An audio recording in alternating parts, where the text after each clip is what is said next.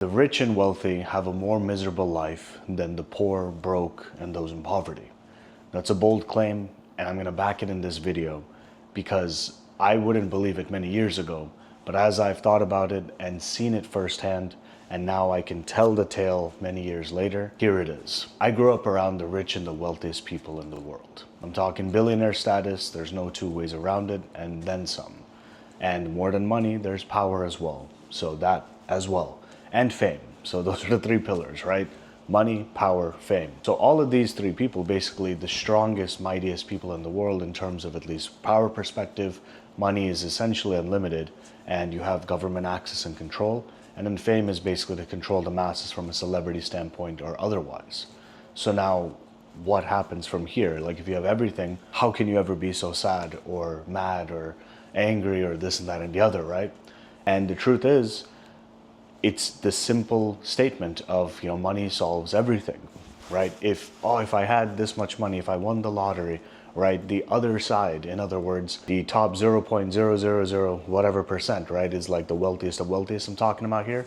When we call rich, like, I make $500,000 a year. I make $1 million a year. Wow, I may have my first $1 million month. Like, that's cool, but that's not the rich I'm talking about here. Like, that's rich, but that's not wealthy. Let's say that's rich to the masses. That's, you can say peanuts in a different way. Like, I'll be blunt, right? So now the poor and the broke and the poverty side. For the masses, essentially, right? Like we can call them peasants or, I'm a part of that, let's say too, right? So the point is what? There's a word, 4 letters, and it's called hope. At that bottom rung, you basically have hope that, okay, from the bottom of wherever I am, right?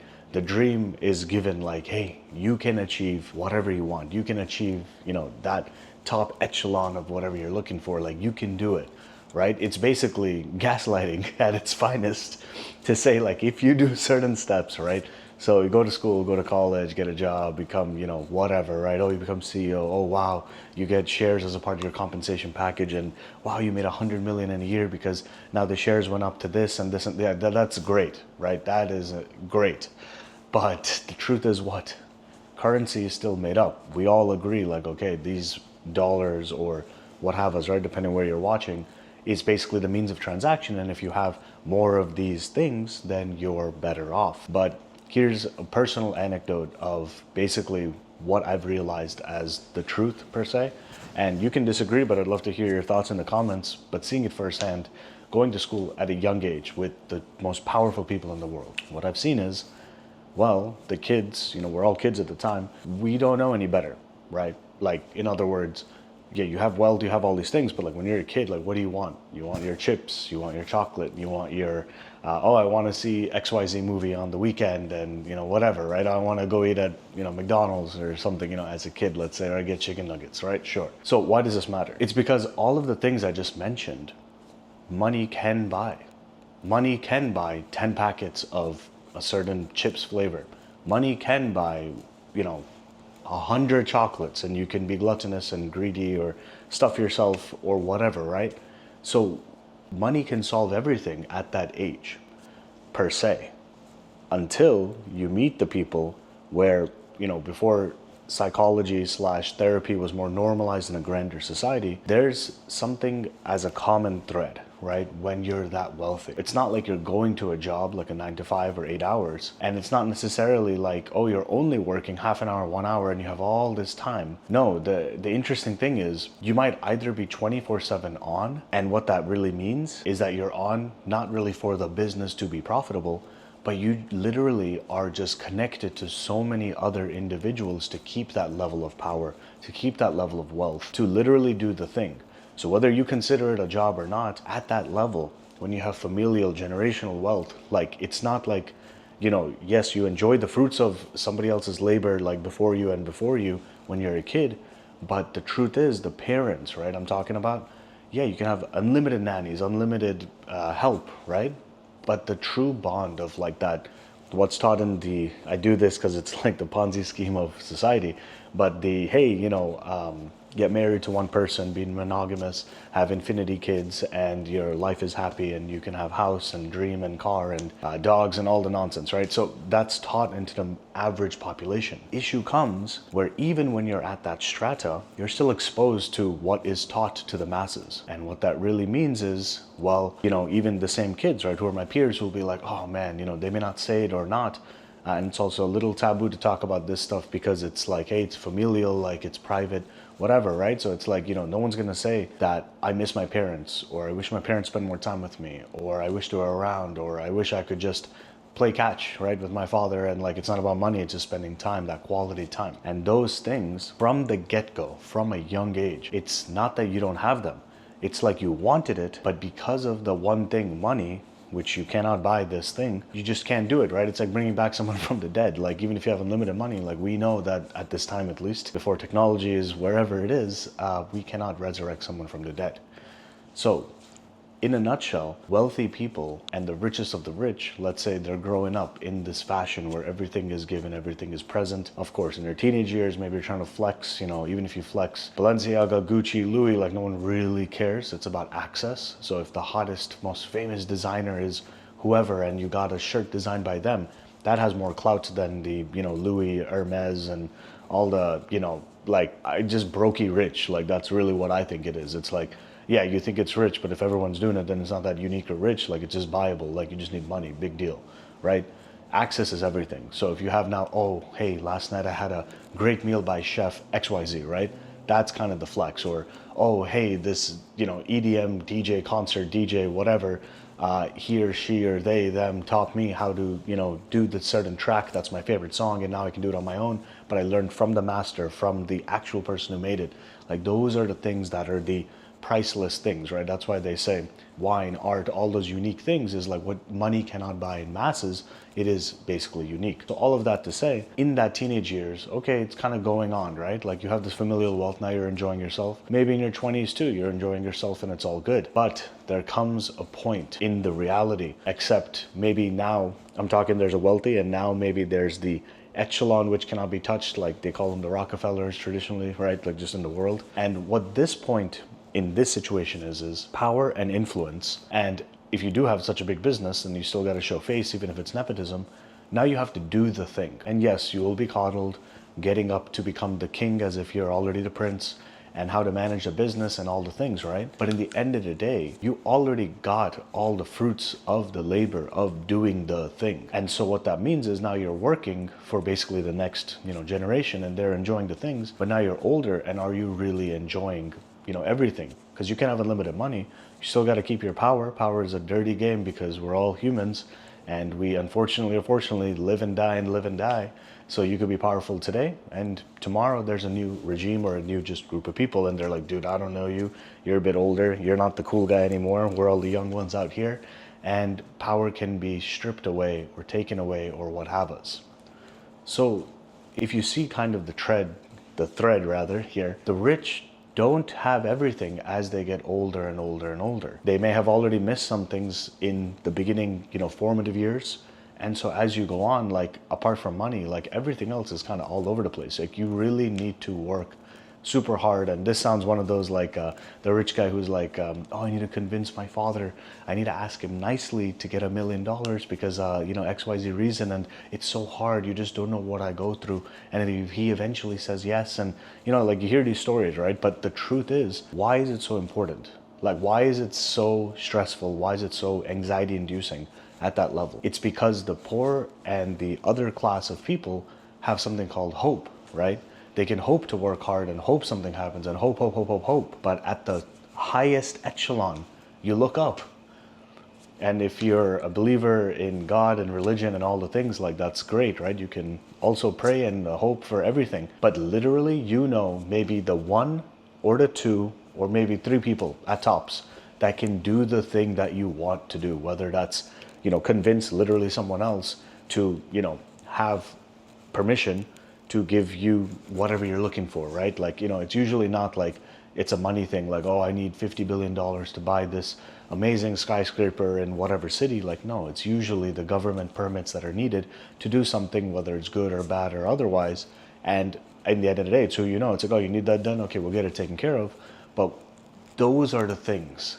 Those are the things that money, you just can't buy it. So now if think about the psychology of just somebody who has been given everything, who literally did not need to go through struggle, not need to go through pain, not need to go through, hey, you and me, whoever's watching this video, we're doing something together, we're struggling together, we learned a lot of lessons, we worked for like 18 months on some project, and at the end of it, we look at each other, we're like, man, I'm glad that's done, but dang, like, and we have like a lifelong friendship maybe because we had ups and downs and late nights and, you know, drinking coffees at weird times of the hour, but then like on the weekend, I'm having some weekend work, but maybe during on a Wednesday afternoon, we're like, hey man, we really want to take this walk in the park, we've been working so hard, just like, you know, not debrief, but just chill, you know, and just go for it, right? And so the difference is what? The difference is you're given all of this stuff and you just don't know how much it means when you're younger. So when you get older, it's kind of like you still have the stuff, like nothing changed. Your life is still the same, where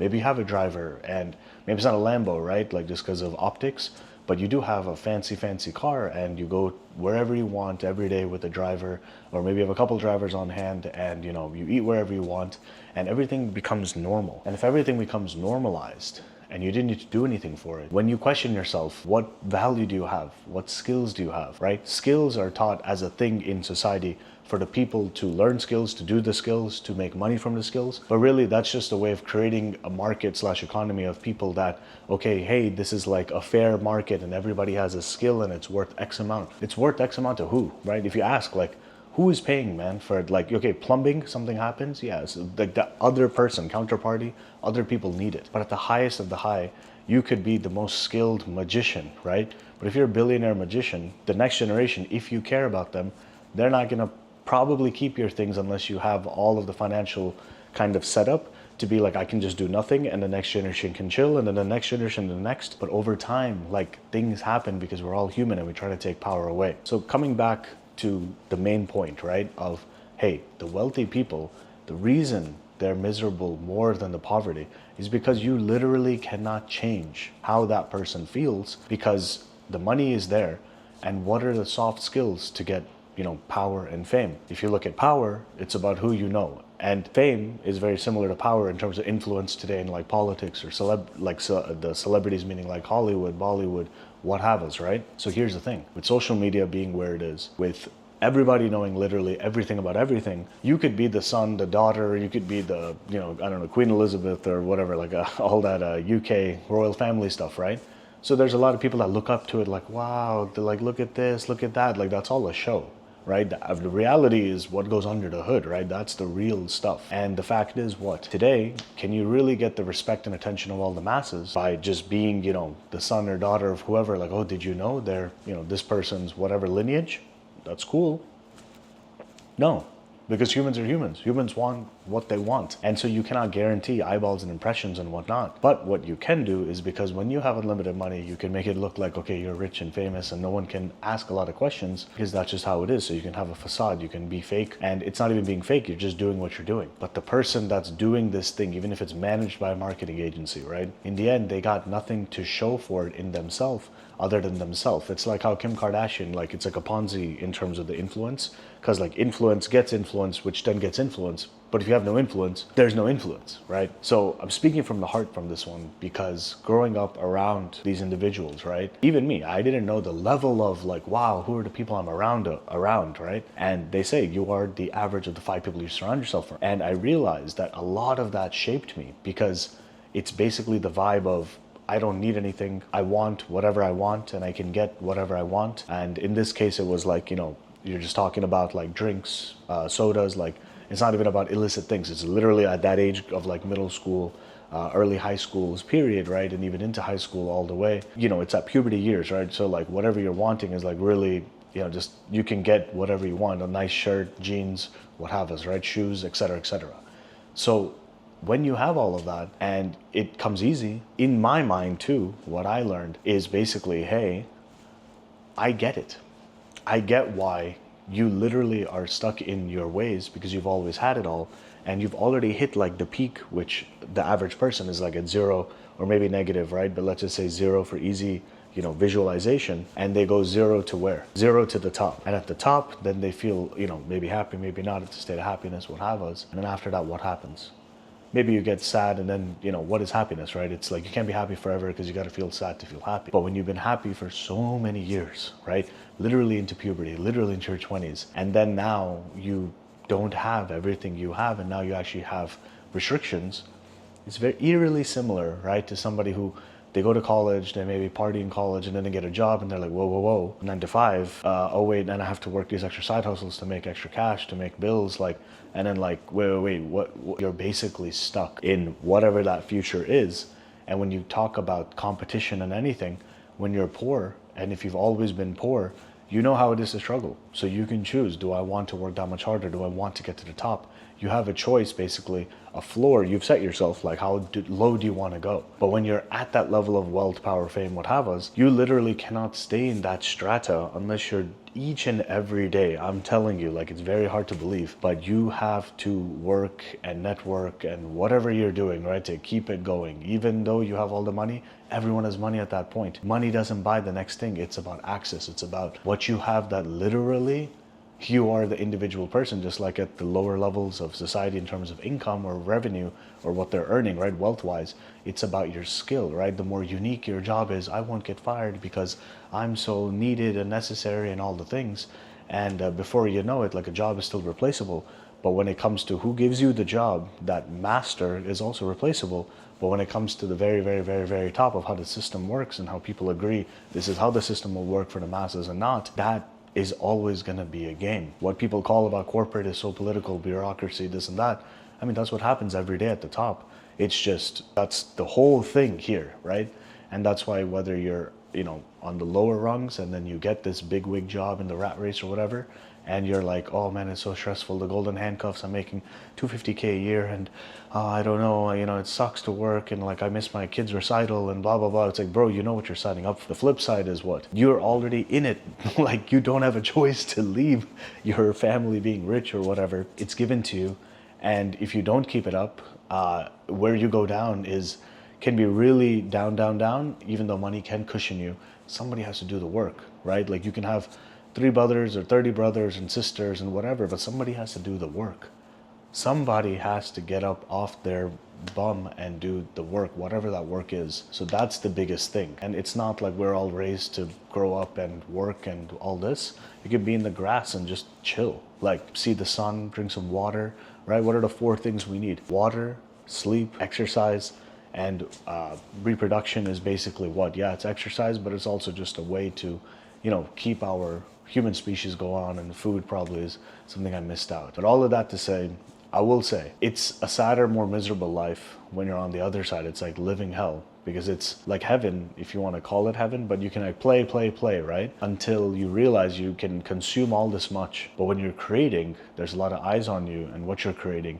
And sure, you can take creation as a lot of risks and create, but at the same time, if you're consuming doesn't really lead to that next step. It's about creation. And when you're poor and you have nothing, you can't consume jack. You got nothing to consume, brother. So you can only create. And that's why they say, why are the people in the villages the happiest? Why are the people that are poor the happiest? Because if you take away money, you just not have time to spend with other humans, dilly-dally, go back and forth.